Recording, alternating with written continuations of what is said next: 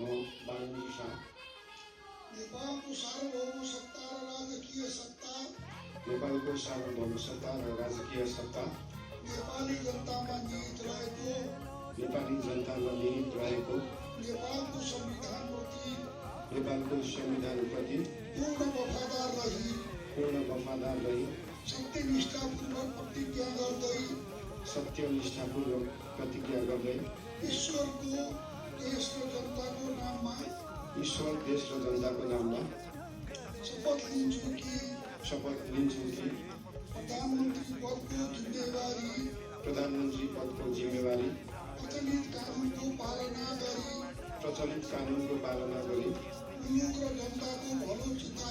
मुलुक र जनताको भलो चिताई कसैको डर नमानी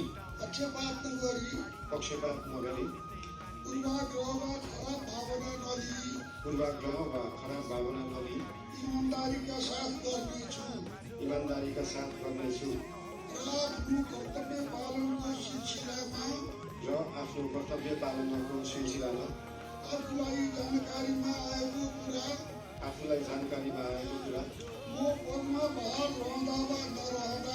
म पदमा बहाल रहँदा वा नरहँदा जुनसुकै अवस्थामा पनि प्रचलित कानुनको पालना गर्दा बाहेक अरू अवस्थामा कुनै किसिमबाट पनि